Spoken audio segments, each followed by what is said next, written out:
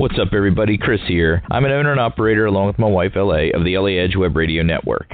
LA can't be here right now for this, but sends her sincerest apologies and wishes you nothing but the best in 2017. I would like to welcome you to this listening experience if you are a new LA Edge Web Radio listener. And if you're a returning listener, I want to give you a very, very special thank you. You guys are the backbone to LA Edge Web Radio. You're the fuel that runs the fire. So we have been working really, really hard behind the scenes to try to make this the best experience possible. Because in time and with your support, what we are hoping is to make LA Edge Web Radio the go-to place for your best podcasting experience.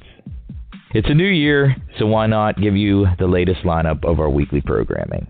On Mondays, tune in at 10 p.m. Eastern Standard Time, of course, for the debut of a new paranormal experience. Join host Kevin Malone as he explores and uncovers the realm of the paranormal on his podcast, Transcending the Unknown. This guy knows his stuff, folks, so be sure to tune into this one. Now, on Tuesdays, it's going to get a bit interesting because I'm going to try to silence the critics, or at least wake them up, as I debut my solo open topic podcast, That Podcast with That Guy. So I need your help. I need topics. I need you guys to email me at laedgewebradio@gmail.com and give me any questions, concerns, bitches, complaints, whatever. I am going to take your topics and make that into the theme of the podcast. So your topic will be the theme of a podcast. It's almost like it's your own little podcast with me answering your questions or concerns or whatever. So email me at laedgewebradio@gmail.com and help me get this thing rolling. Wednesdays host the return of our trial run political show, The Chalk Line of a Nation, but we've changed it up a bit. Mike and Kevin and myself all talked and we said, you know what? Let's not make this the same old cookie cutter political talk podcast. We know how those things are, right? So we decided we're going to mix it up a bit. And we're going to add a bit of a more of a humorous twist. We're going to make it fun. We're going to make you laugh instead of being mad or disgruntled or negative. We're going to try to make you laugh about the political scene in the United States. Because, after all, it's ridiculous. Thursdays are for our fellow gamers. Tune into the New Generations of Gaming podcast every Thursday afternoon as my son and myself discuss the topics of video gaming. We will share new beta experiences, rate the games, and share all the latest news. So join Brady and I for this fun and informational podcast. Monday through Thursdays, we have every show going on. Also, keep in mind that our flagship show that started it all for us, She Said, He Said, and our very popular show, Sounds of the Streets. They're still both very, very active in our library of programming, but we're just awaiting their returns. But they will be back, so don't worry. Again, thank you for supporting us by tuning into our network. We really, really do appreciate you guys. This is why we do this. We just want to entertain and give you guys something positive instead of the same old negativity and drama that fills our days. We want to be happy, folks. We need to be happy. So why not tune into a podcast that's going to make you laugh a little bit? It's healthy. Don't forget to keep up with the latest info by visiting our social media outlets on Facebook, Twitter, and Instagram. You can also download the free Stitcher app and take us with you on your travels. And don't forget, you can catch up on all the archived episodes by visiting our website at laedgewebradio.com. LA Edge Web Radio, it's where it's at. The following program may not be suitable for some listeners. Parental discretion is advised.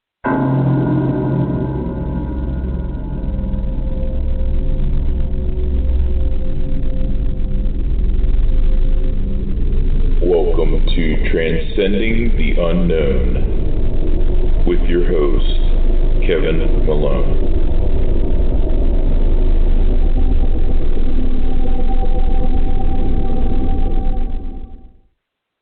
Well, good evening, everybody. Welcome to another episode of Transcending the Unknown. I hope everybody got to hear last week's episode with Eric Van Leer. It was a really great episode. He's a great guest. I'm definitely going to have him on again. Not going to waste any time. I want to hurry up and get to tonight's guest because I just want to take advantage of every minute I have with him. He is Mike Patterson of Sasquatch, Ontario.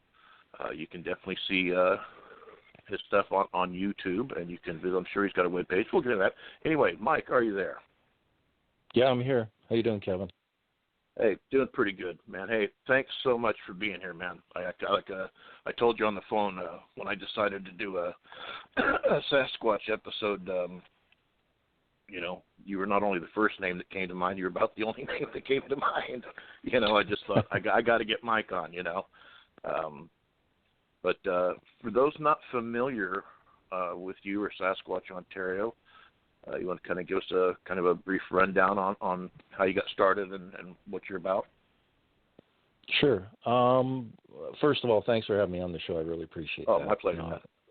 And as far as the subject of Sasquatch, I'd been spending, my spare time. This was back in 2008, spending my spare time in the forest, photographing wildlife and stuff. And I've gone through this many times, so I'm just gonna kind of roll through the gamut of how I got involved and get to the meat and potatoes, right?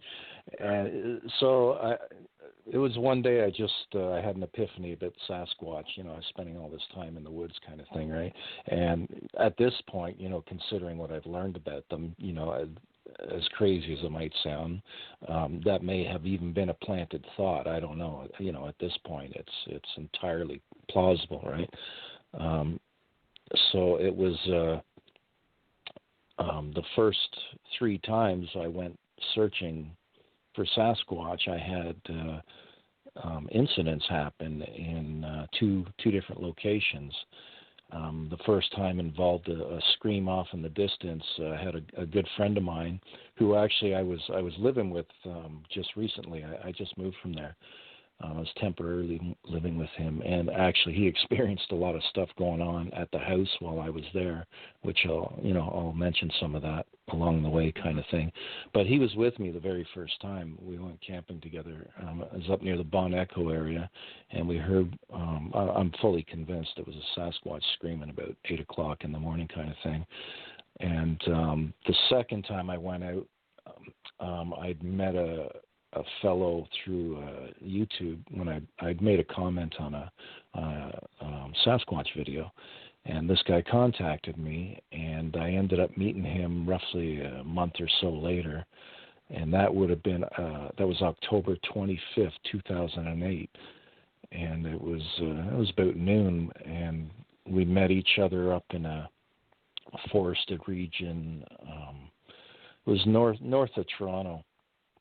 And it wasn't that far, that far north, kind of thing, which is another thing. The proximity I've learned about sightings and that goes far beyond, what science tries to portray as remote mountainous regions. My first close vocal encounter blew all that out of the water, kind of thing. So this first incident, it was 4.5 hours later. I'd heard 3 giant guttural whoops that they filled the forest, and that was that moment changed my life right there. And that was the second time I went out. And when I heard that, I knew instantly that they existed. There was no doubt about it. And I spent about the next 2 weeks, in denial, kind of thing, even though I knew with 100% no doubt that what I heard. And then it was a week later, I went back to the same area, and there was some chest thumps involved with the first incident. It sounded like chest thumps, like gorilla chest thumps. And the second time, I'd heard the exact same sound beside me, and I believe, I had it could have been an infrasound or, a situation a lot of people call being zapped, kind of thing. And next thing I know, I'm halfway home in my car, shaking my head going, what the hell am I doing here, kind of thing. I was just back there. And so that was really strange. And that was the very first 3 times I went out, So then I spent the next 4 years frequenting that area and other areas, having multiple incidents throughout those years. With most of the time with somebody else present, and then it was in 2012 I had information come to me that involved the situation in the Kawartha Lakes region in Ontario on a private property, that somebody had contacted this friend of mine and told them that they suspected Sasquatch activity on their family property. It was for about 5 years that they suspected this, but it was when his father sat up in bed one morning. It was kind of like first light, and he could see out the window there, and there was a Sasquatch standing with his back to him, right outside the window. Maybe I think could have been 20 feet out, just standing on the single lane gravel road there, and that was the incident that caused him to reach out, and I managed to get that information. And when that information came to me, I don't know. I had a feeling that this was what I was looking for, and it definitely was. And I spent the next 2.5 years, roughly 80 visits, going to that property with activity happening on each and every visit that progressed, and I got to experience just incredible activity with the family of Sasquatch that allowed me to, gain some insight into their behavior, into their world, and that's been I'm in my 9th year of research now, so that's basically, kind of the rundown of how I got into it. That's where I became familiar with your research, was YouTube and the stuff from that property. And I can't remember which one I watched first. It has some vocalizations in it, but this was stuff before. It was like maybe a year before. It seems like you posted anything where the male was starting to pick up human words, English words, and I was just blown away by it.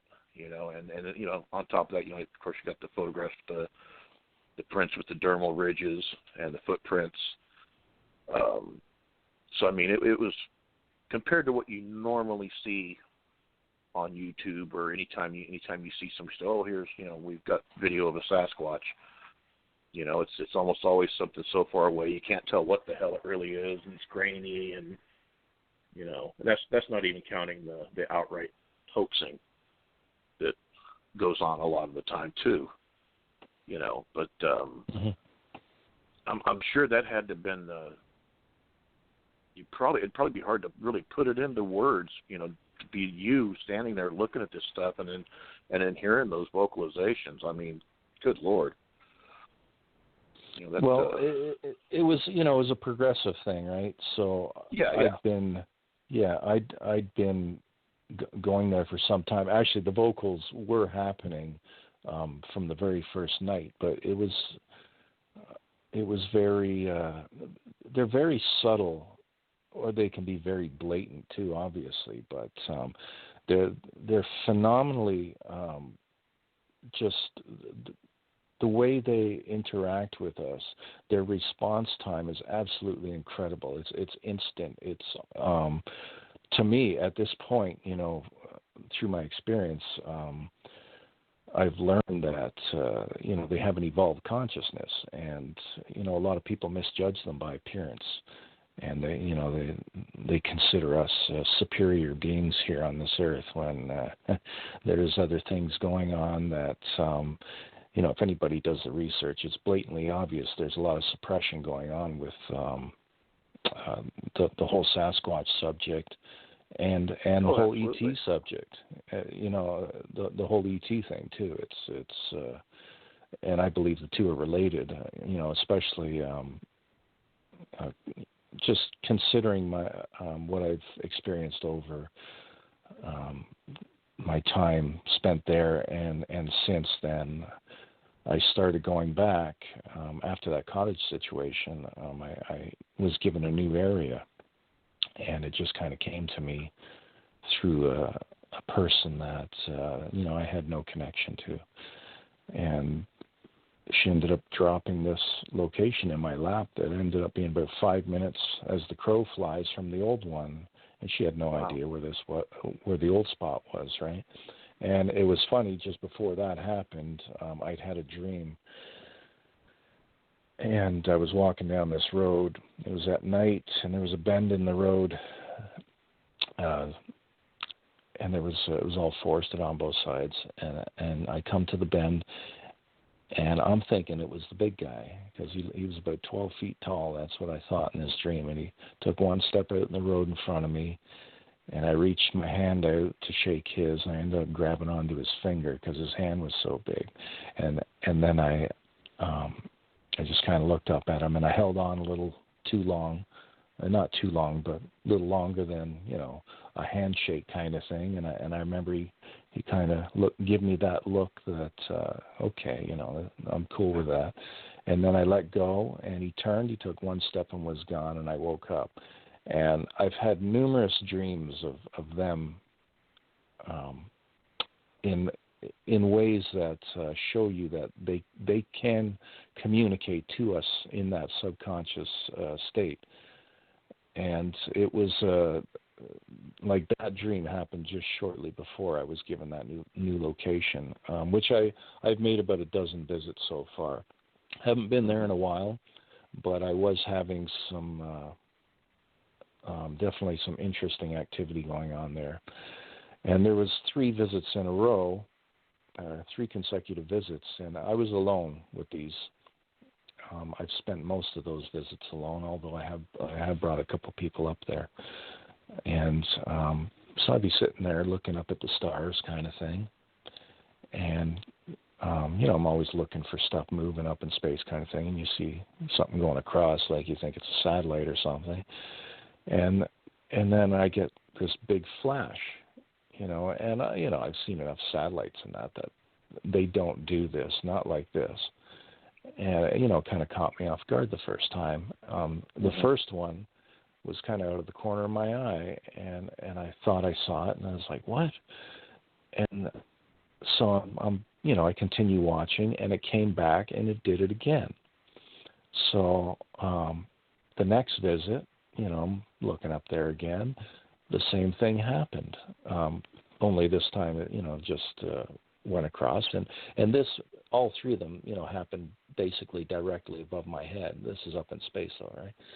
And so I got these big bright flashes from these objects moving across space that, you would think is a satellite kind of thing, just, the way it looks and the way it's moving. Just a light dot going across the sky sort of thing. So I had those three instances happen, and it's, it's led me to believe there's much more going on with Sasquatch than just them. I believe there really is an ET connection, and it's funny. I've since I've gotten together.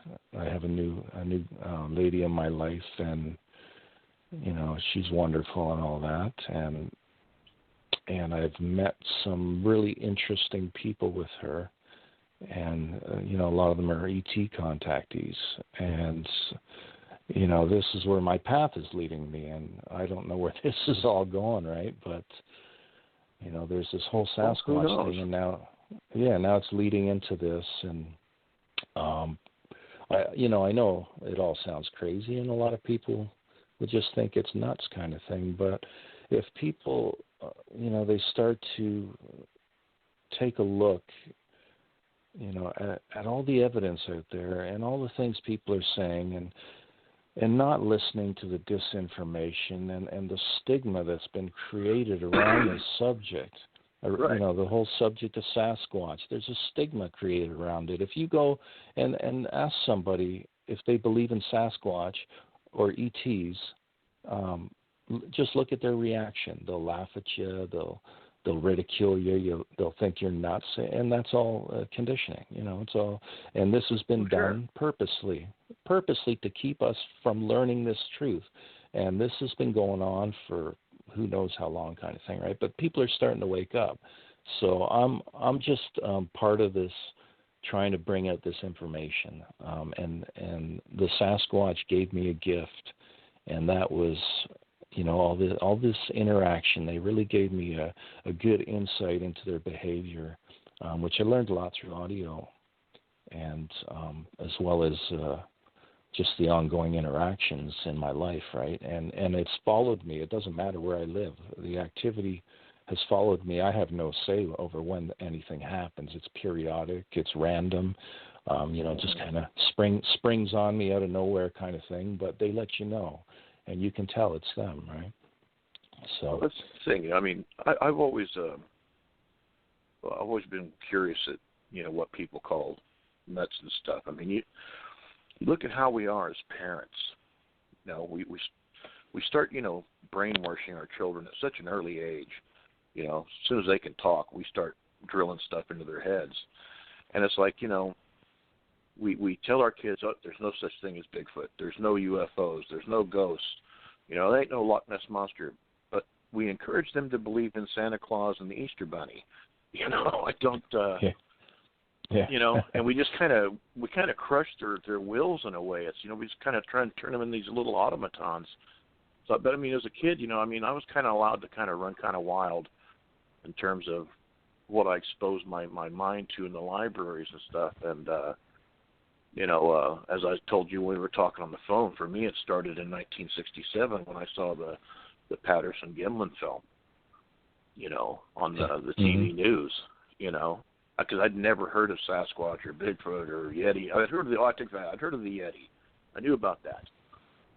But it just started this thing. And, of course, I read every book I could get my hands on. Same with ghosts and UFOs, Bermuda Triangle, just anything that was unexplained, so-called, But you're right, you get this bias.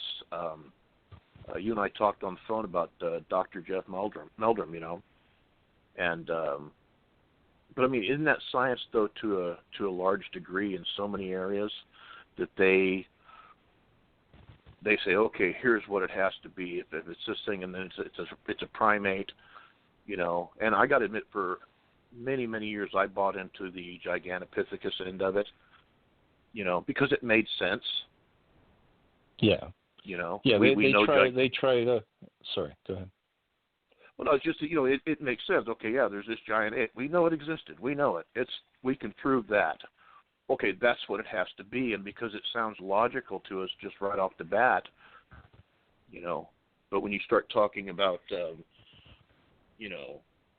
other things like interdimensional beings and the alien connection and other stuff like that, I mean that it's the average person's normal reaction is go, oh yeah, okay, what are you smoking? Mm-hmm. And a big part of this show for me is I want to have people on that are. I don't like using the term outside the box so much because even that sounds almost negative in a way, Yeah, no, I understand. He's outside the box. He must be left-handed or something. It's actually we've all been shoved inside a box, and all this stuff is really absolutely, in my opinion, it's all natural. Everything, all this stuff is entirely natural. It's always been there. We're just kind of we're children taking our first steps, really, just learning about the bigger picture going on around us, and science. Obviously, we need science to help give people something to adhere to. But still, they're not approaching the subject as they should be. They are biased, and Meldrum admitted that on stage at last year's Sasquatch Summit in Washington. He admitted right out loud that I am biased, and science at this point, and they should see this, that they need to approach this subject as a true scientist, and that is taking all aspects into account. And they are well aware of this higher consciousness and the abilities of the Sasquatch. They're not in the dark about this. I've been in contact with I'm not going to say any names, but I've been in continuous contact. It's been a while though since I've made any contact with science. But when I was going through that situation, I gave science a cast, which actually it was Les Stroud, John Bindernagel, and Jeff Meldrum on one of the television shows there, and they had a table full of casts, and Les pointed to it was actually Nefatia's cast that I gave him. So I sat down with him. A few times there, over beer and wings kind of thing, discussing our experiences. And he pointed to that cast and he said, he wants to know about that one kind of thing. So they scanned that, and it was funny because they never did produce the results. And it didn't surprise me because they would have had to say it's real because it is. And then if they did that, well, okay, well, what about the vocalizations Mike has now? Because they, up to this point, they've avoided it. And science has I've sent them a CD full of vocals and like I said, a cast and dozens of photographs and gave them all sorts of information on my experiences with their abilities and all that. But according to science, they have to prove they exist first before they can, step into the realm of, the crazy stuff, so to speak, kind of thing. But, this is a fundamental aspect of this subject, and avoiding it and, trying to spoon feed us, it's really not the way to go, because it's basically making it stagnant to a degree. While all these other researchers are out in the field, and there's many of them gaining experiences, with the paranormal aspect. I know one guy not too long ago, he was sitting in his tree stand, and he watched one of them disappear in a flash of blue light, took a footstep and was gone.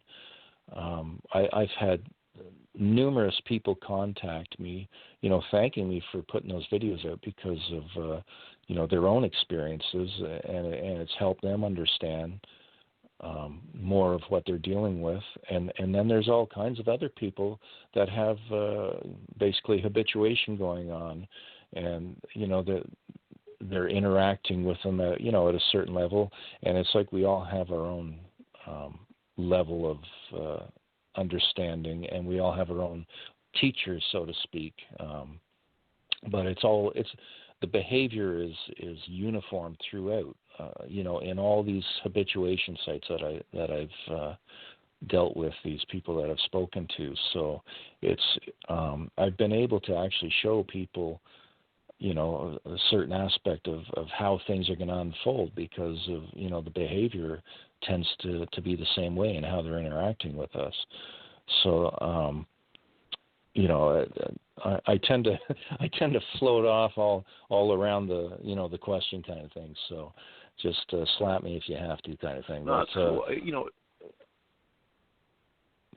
It's almost like, as far as I'm part of science, there's a certain level of arrogance involved as well.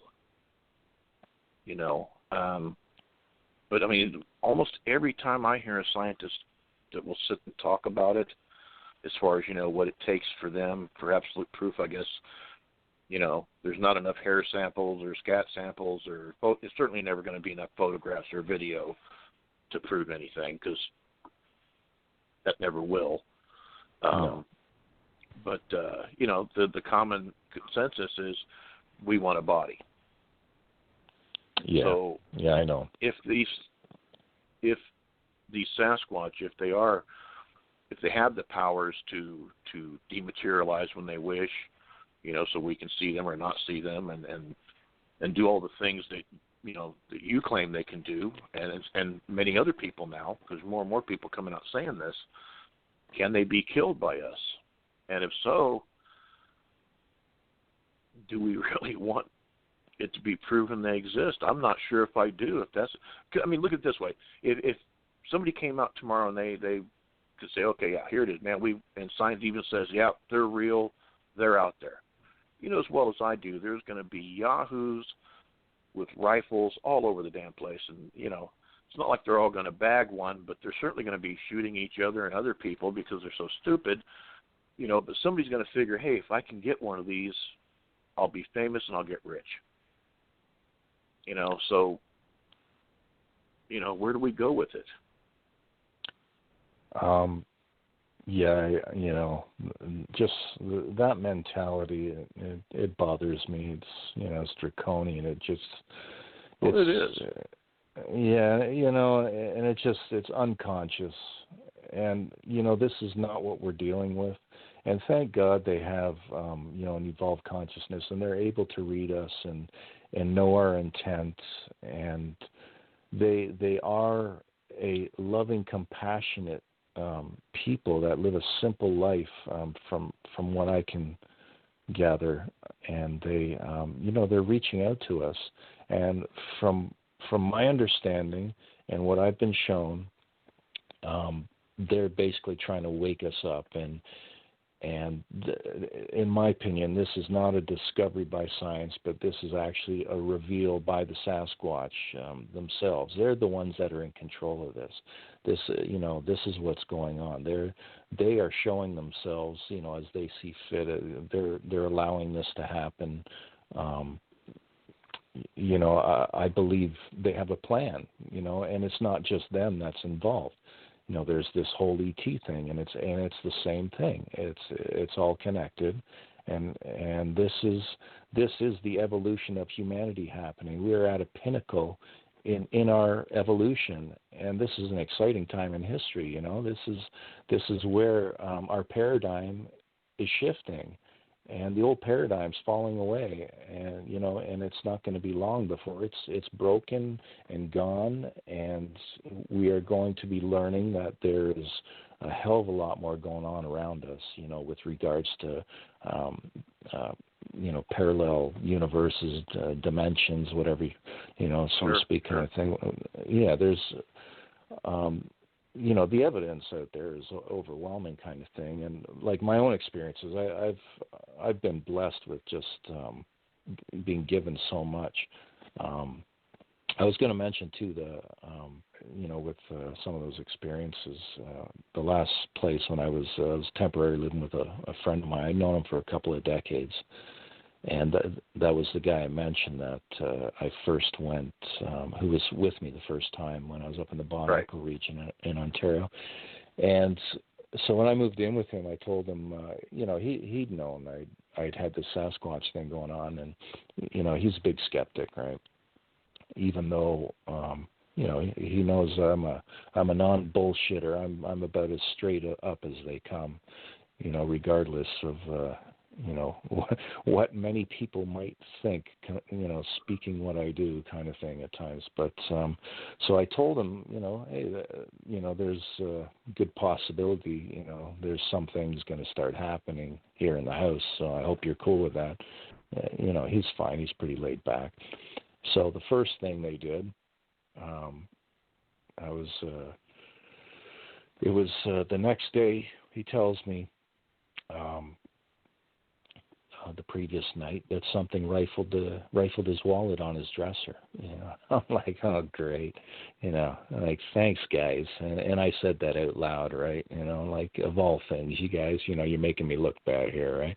You know, he's a friend of mine. He trusts me, but still, you know. What's he going to think, right? Because he's a skeptic. So it was about 3 weeks later. There was snow on the ground, and he steps out front of the house for a cigarette.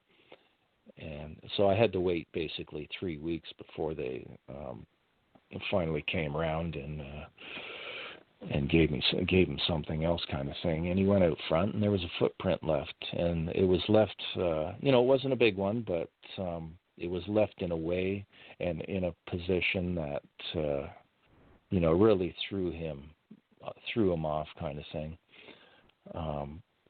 And he called me on the phone. I wasn't home. You know, I was away, which was another good thing. They left this when I was out of the house, kind of thing.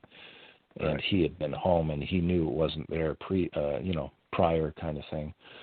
So I got home that night and checked it out, photographed it. There had been some melt, so the toes had melted and that, but the shape was there, and It was a right print off the left side of this pathway, in a clean spot of snow. It was just really odd the way it was done. And after that, he had an incident. He was downstairs watching television across the room, standing behind his bar in the basement there, kind of thing. And I was upstairs, and he comes upstairs, and he told me that something walked through the door, floor to ceiling, across the room in front of him and out through the wall. A dark see-through mass, shape of a Sasquatch kind of thing, and that blew his mind. I haven't even had that. And then there was another night. He's never experienced telepathy before, and I've had numerous incidents with him. They called his name twice in one night, a half an hour apart, and that blew his mind.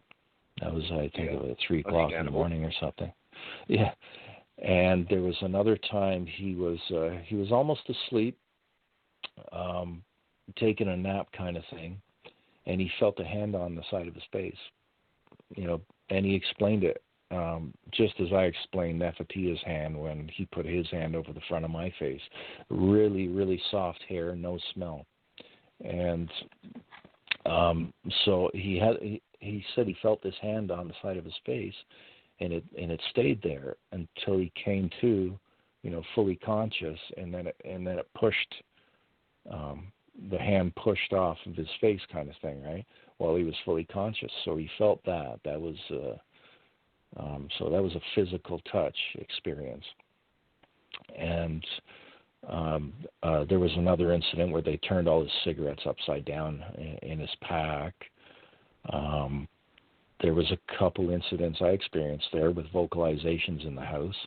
A double grunt from a large male, and then there was another vocal from a young one after I came back from the Sasquatch Summit in Washington last November. It was the very next morning. There had been other prints left in the backyard, in the grass. The very first thing I think was he had a pear tree right at the back of the yard, and he told me one day that it was shaking violently, and he was at a loss as to why. There was no reason for this thing to be shaking, kind of thing, right?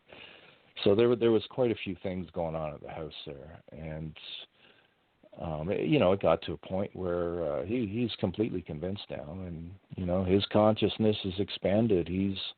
He knows that there's more going on than just this reality, and I was very thankful and grateful for the Sasquatch to do that, and they have done that with other people close to me, around me, not family, except my nephew, because I did take my nephew up to the new spot. I'm pretty sure it was Nefatia came in, pushing a tree over, walking past the tent. There was a few things going on that night.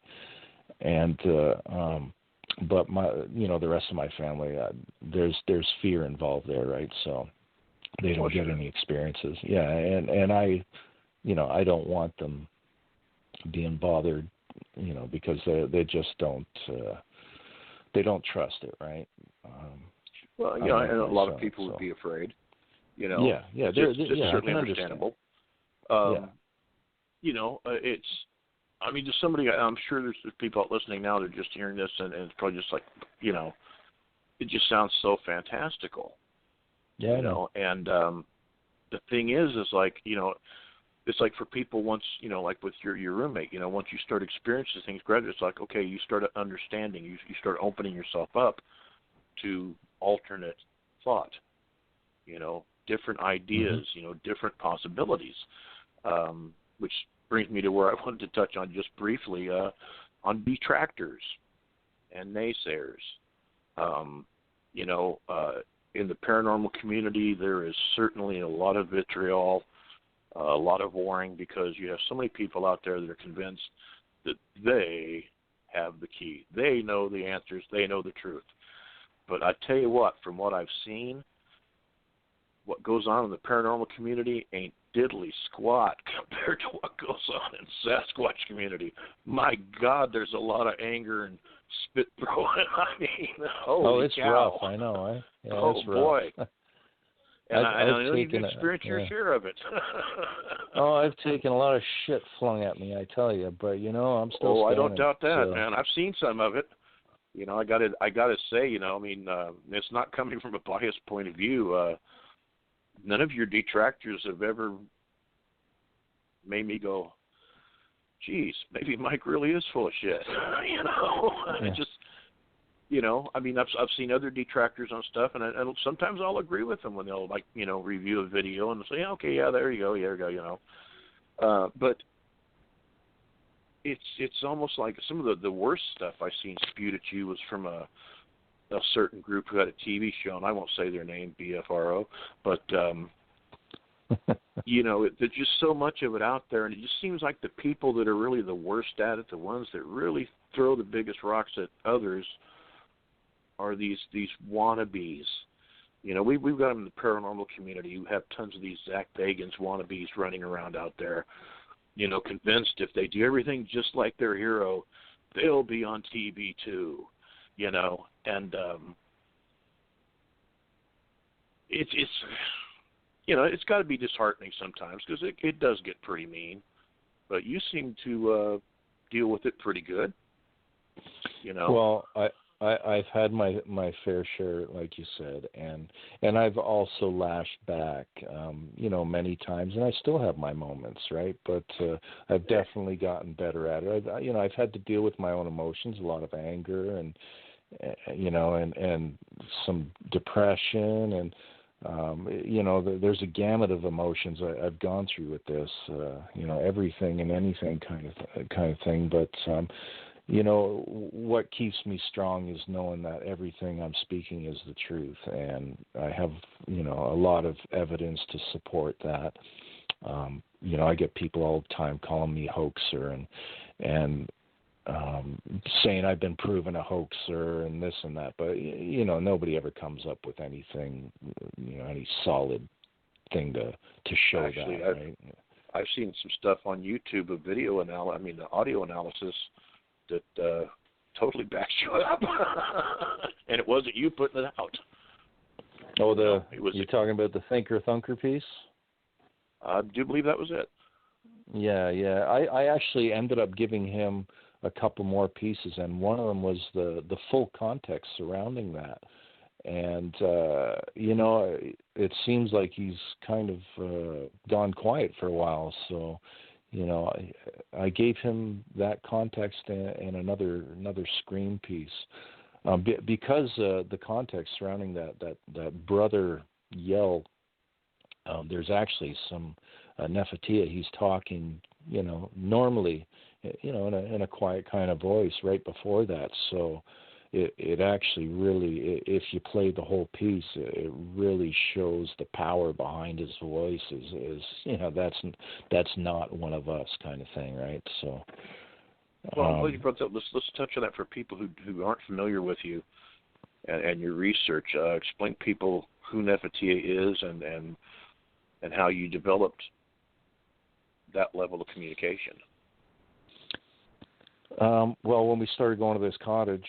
When I started visiting this cottage, the first night I ended up spending in my tent. I'd been there a couple of visits, or one visit before, I think. The first night I didn't stay in the tent. I got kind of freaked out because I saw a big bright eyeball. I think it was peeking out from behind a tree because I only saw one. Near my tent just before I was about to cut into the bush there. So I went back to the cottage, crashed in the couch. But it was the next visit that, I put my tent up in the forest there, and I slept in there, and I got screamed at, shortly after entering the tent. There was a branch snap. I have all the audio, right? I recorded every visit from the first one. So I would run multiple audio recorders, for the most of the night, pretty much the entire night. Usually from about 10, 11 p.m., until the batteries ran out, kind of thing. And sometimes I would get 7 to 10, 11 hours, kind of thing, in that range. And they were really showing a lot of their inner their behavior in that with the audio, just kind of hanging out there, and they would gravitate to my equipment. You get all these guys using parabolic dishes and all that. I would just put the audio recorder out. I was being honest with them. I think that was a key thing. At first, though, I wasn't. I was putting up trail cams in that, trying to, get pictures like everybody else. I was doing the old school methods at first, but I learned quickly, that there's something else going on here. They're this is not normal kind of behavior. So I started getting these. At first they'd be banging on things near us, and the activity can be quite frightening, right? At times, and very startling. And I remember I was standing beside one of the snowmobiles with the cottage owner's son there, and we were checking out a fresh footprint, and got a huge bang right on the snowmobile right there. And then we walked over to the other one, and same thing, big bang right on the snowmobile just as we were standing beside it, kind of thing. But as far as Nefertia goes, we knew they were there. The activity, it was right there, and you wouldn't see them, but it was always kind of right there in your face. So I knew they were there, and I would start patting my chest and stating my name, and that's I just pat my chest and say Mike, and I kept that up for a long time, and I would ask his name, and then it was we would play the audio back in the car on the way home on the drive, plug it into the stereo kind of thing, and it was on the drive back from one visit that there he was, and he was saying he said my name, the cottage guy's name, and Nefertia. So he stated our two names, and I assumed his, right? It made sense anyways. And then at one point, Nefertia ended up giving his sister's name, and he actually says Anastasia, sister, and then he does the tongue cluck thing, because that was something that I would do as a tool for interaction with them, kind of thing, right? Right. But so Nefertia, he was, he's like the main character in this, right? He is he's boisterous. He's a young adult male, full of life, and just I just love the guy. He's just incredible. Well, some of the sounds he would make were just funny. It almost like gave a sense that there was humor involved. They which I would imagine they would be humor. humorous creatures. Yeah, they would have to. Yeah, all their interactions, it's constant humor. And another thing too, like one of these vocals I had from him, he's doing this just huge freak out, that would scare the shit out of anybody, and at the end of it, I remember the first time I heard it, and I said, I think he said fun at the end. And now I know he did, at this point. And I realized that all he was doing is just screaming his head off, having a great old time with no inhibitions, didn't give a shit about what anybody thought.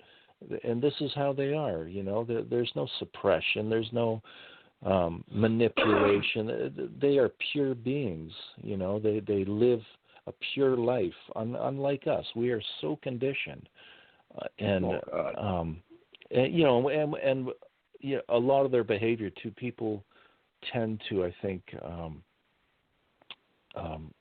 put our thought pattern as to why do certain things. It's, how do I explain that? It's just, the way we think. Our conditioning, right? They can't understand. Okay, why would a Sasquatch speak English? Well, why wouldn't they?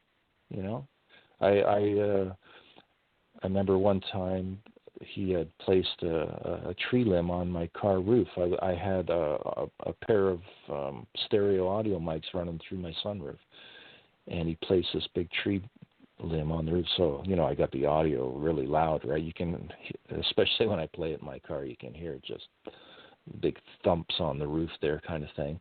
And as he's doing that, he called it a flower. He kind of mumbles flower, because he was using these little silk kind of flowers, I guess, must have grabbed them from somewhere. I don't know, maybe a cottage nearby, or who knows where he got it. But he was using these little flowers as sign, which Sasquatch are huge on. They show sign of their presence, which is, something that this was constant with them. I could stand up from my chair, turn around right away, and there's a flower sitting on it, like instantly kind of thing, right? There was, a lot of people are aware of this, and this situation that there was marbles involved in lots of. Yeah. I think we ended up with about 1,000 marbles between us by the time all was said and done, kind of thing. But I even had an incident where I'm sitting in the chair, and we would be sitting on a single lane gravel road, and the tree line's like 10 feet in front of us, going up an incline kind of thing, levels off about I don't know, maybe 100 feet up or so, and then levels off into the forest kind of thing. But we'd be sitting on the gravel road, and this is where all the interactions happen.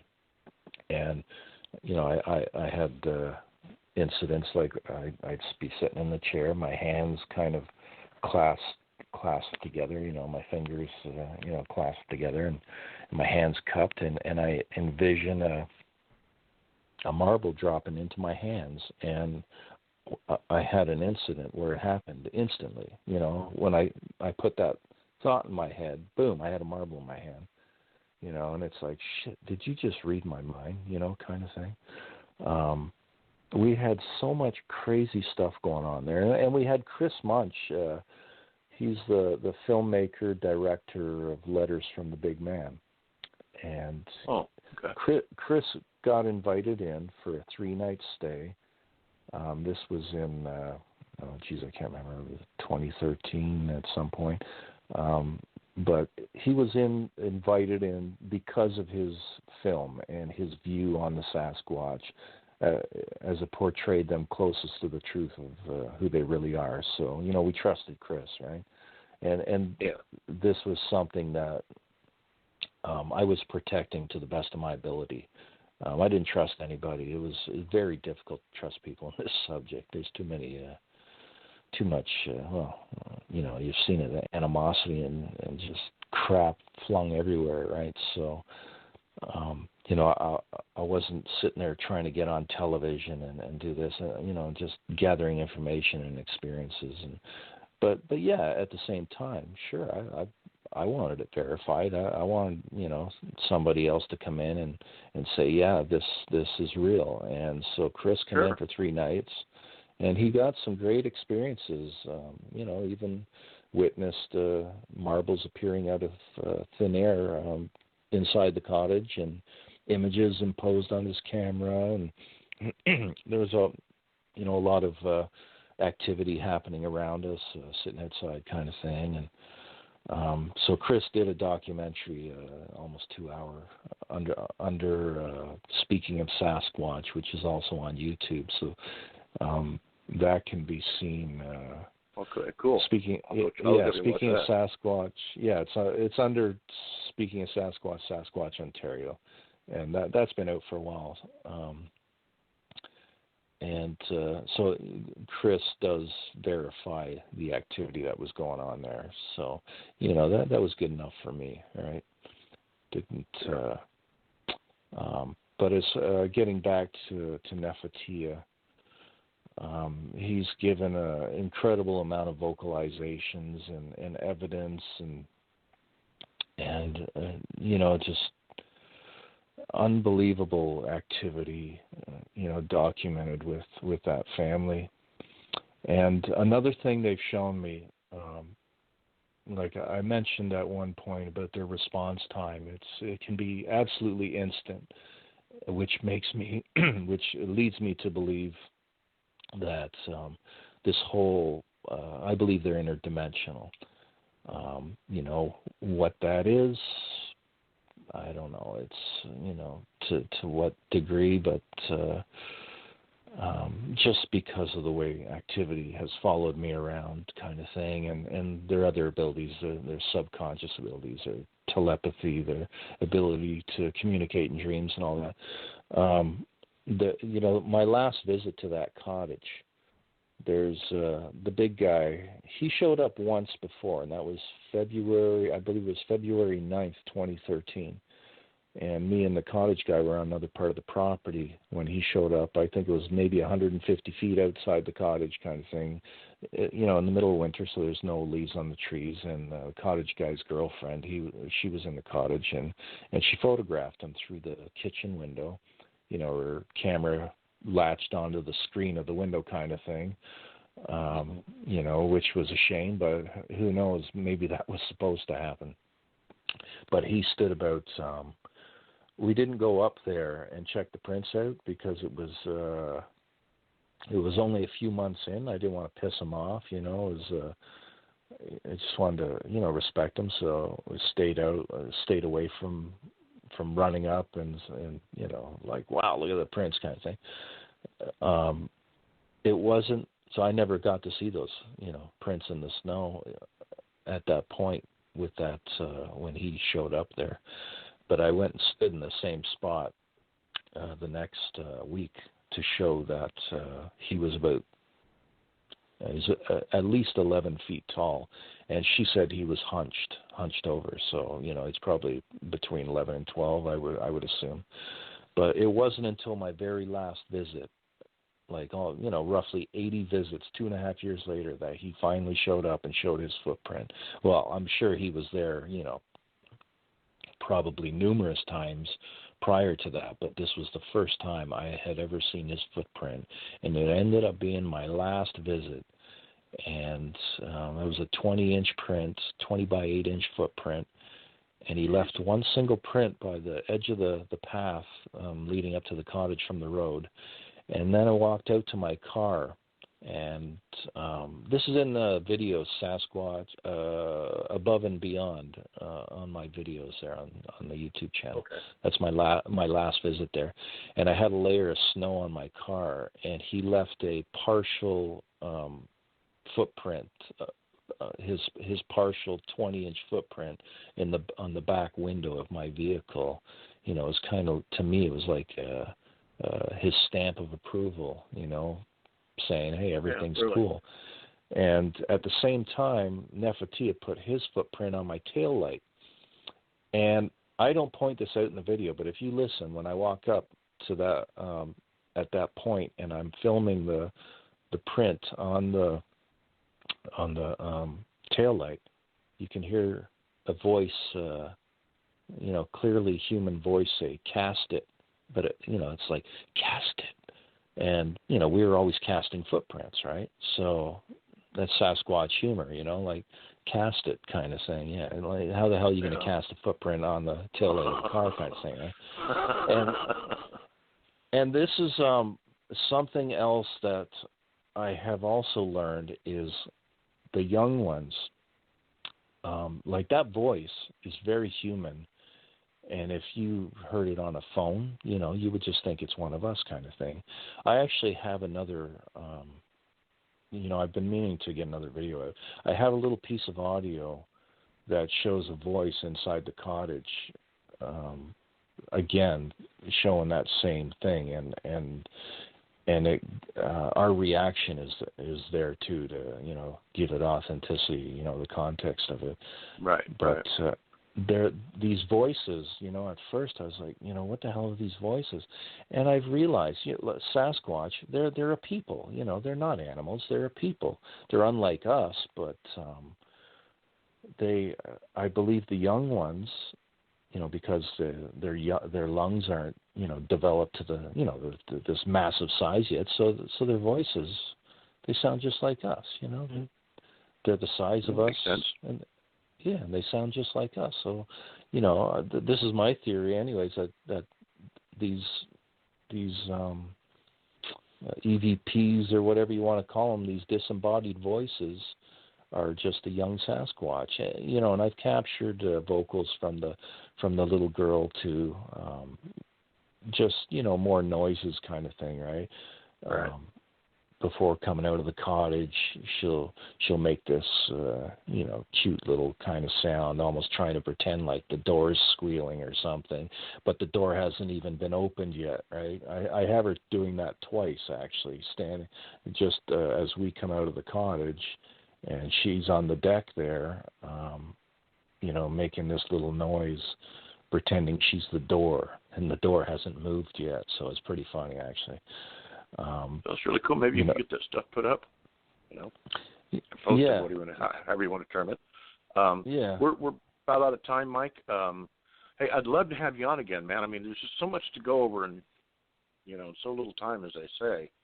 That goes by if you'd fast, be willing right? to, I would love to have you on again. Maybe we can. I do apologize for not having audio samples for this show. That's entirely my fault, folks. So send all death threats to me. But I'd like to have you on again. Let's get a little deeper into it. Like I said, there's a lot to talk about when it comes to the big guy. Yeah, definitely, Kevin. I got to squeeze it all in there. It's really tough, in an hour. So I got to talk a mile. I'll try to book some more time for the next one.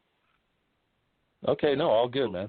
All good. Okay, great. I'll be in touch with you, man. Thank you again for being on the show. It's been great. Okay, I appreciate you having me. Thank you very much. No problem. Okay, take care. You bet. There you go, folks. It's amazing stuff. And I'm certainly the first one to understand that a lot of it sounds very far-fetched and maybe even impossible to believe. I'm not telling you have to believe it, obviously, but bear in mind, like Mike himself said, there's just so much more to this world than what we think is. We're constantly discovering new species of animals that we had no idea existed. So why can't there be things like Sasquatch and stuff? It's just keep an open mind and just consider the possibilities. Like I said, I definitely want to have Mike on again. I definitely plan on having last week's guest, Eric Van Leer, on. He was really great, and I've gotten a lot of positive comments about Eric, and I know I'll get a lot of them about Mike as well. So since I didn't have the audio stuff, you can hear and see all this stuff that Mike Patterson was talking about on his YouTube channel, Sasquatch Ontario. Go check the stuff out, folks. You're going to be amazed, trust me. And the vocalizations of Nefertia and the others are just amazing, but approach it with an open mind. And at the very least, if you don't want to buy into it all the way, you can be a skeptic. That's a good thing to be. But like I said, at the same time, just at least admit, hey, you may be right. This is an amazing world. See you later, folks. Good night.